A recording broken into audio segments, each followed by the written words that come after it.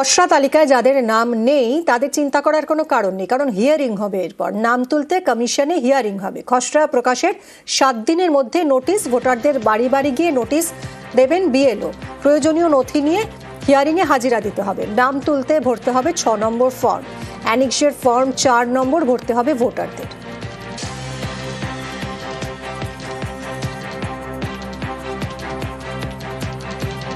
Draft publication already আমাদের হয়েছে।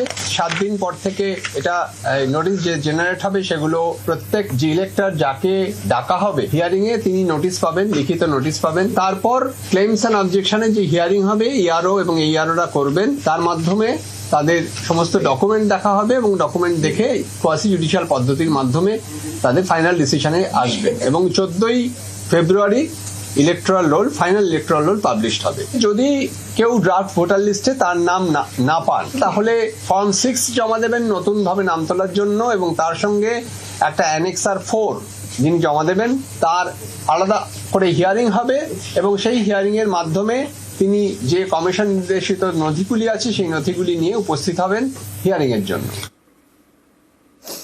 কোথায় হবে নাম তোলার হিয়ারিং?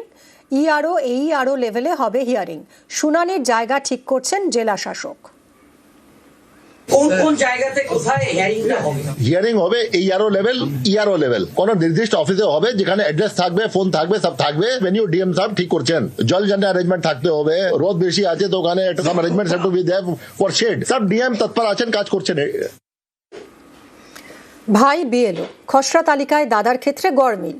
বাঁকুড়ার রাজুদের ভোটার লিস্টে এক মহিলার ছবি। পশ্চিম বর্ধমানের দুর্গাপুরে এক বুথের নাম বাদ 10 ভোটারের। অভিযোগ, ঠিকমতো ফর্ম ফিল আপের পরেও তালিকায় লেখা হয়েছে খুঁজে পাওয়া যায়নি। আলিপুরদুয়ারে আবার অন্য ছবি। অভিযোগ, নতুন ভোটারকে এসআইআর ফর্মই দেননি বিএলও, আর এর জেরে খসড়া ভোটার তালিকা থেকে নাম বাদ।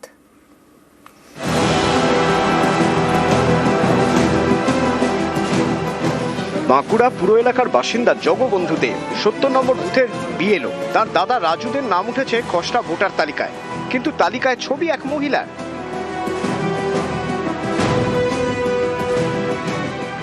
দাদার নামের পাশে একজন অপরিচিত ভদ্রমহিলার ছবি রয়েছে। দেখে অবাক সবাই বাড়ির। ভুলটা দেখা যাচ্ছে, নামের পাশে ছবি একজন অপরিচিত ভদ্রমহিলা, এটাই ভুল। এটা যান্ত্রিক ত্রুটি, ভুল হয়েছে, ভুল সংশোধন করার ব্যবস্থা করবো কি করে ভুলটা যাতে না হয়।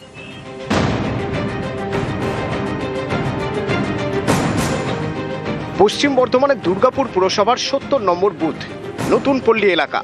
এখানে 10 জনের নাম খসড়া ভোটার লিস্ট থেকে বাদ। তাদের দাবি, এসআইআর ফর্ম ঠিকমতো জমা দেওয়ার পরেও খসড়া তালিকায় নাম আসেনি। নাম বাদের কারণ হিসেবে লেখা রয়েছে খুঁজে পাওয়া যায়নি অথবা অনুপস্থিত। 83 থেকে আসে। ফর্ম ফিল আপ করেছিলেন?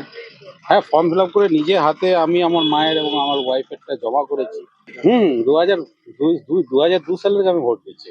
আর চিন্তা তো অবশ্যই আছে, এবং এটা তো একদম দায়িত্ব জ্ঞান হওয়ার মতন কাজ করেছেন। অনেকটাই দুশ্চিন্তা ব্যাপার, আমার বাবাও টেনশন করছে। বলছি, ফর্ম সবকিছু ডকুমেন্ট দিয়ে ফিল আপ করে যে বিএলও তাকে দেওয়া হয়েছে? হ্যাঁ, সবই দেওয়া হয়েছে। এখন দেখতে পাচ্ছেন যে আপনার নাম, এখন কি করবেন ভাবছেন?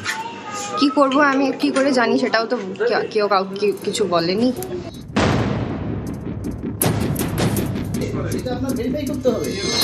আলিপুরদুয়ার পুরসভার 8 নম্বর ওয়ার্ড, এখানকার অরবিন্দনগর পিলখানা এলাকায় অন্য ছবি। মঙ্গলবার কমিশনের প্রকাশিত খসড়া তালিকায় বাদের খাতায় নতুন ভোটার রুমকি সরকার। নাম বাদের কারণ হিসেবে লেখা তাকে খুঁজে পাওয়া যায়নি অথবা অনুপস্থিত। অভিযোগ, রুমকি সরকারকে এসআইআর ফর্মটাই দেননি বিএলও। আমি তো ভেবেছিলাম যে প্রথম ভর্তি তো মানে ফর্মটা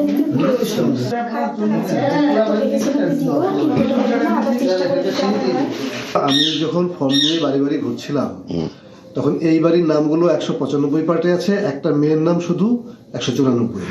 তাই আমি খুঁজে পাইনি, মার্ক করতে পারিনি। তা এখন খুঁজে পাওয়া গেল, এখন ওটার ব্যবস্থা করি।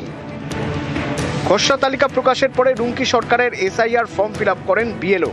তার দাবি, এই ফর্মটি তিনি নির্বাচন কমিশনে জমা দেবেন, নাম তোলার আবেদন জানাবেন। নিউজ 18 বাংলা।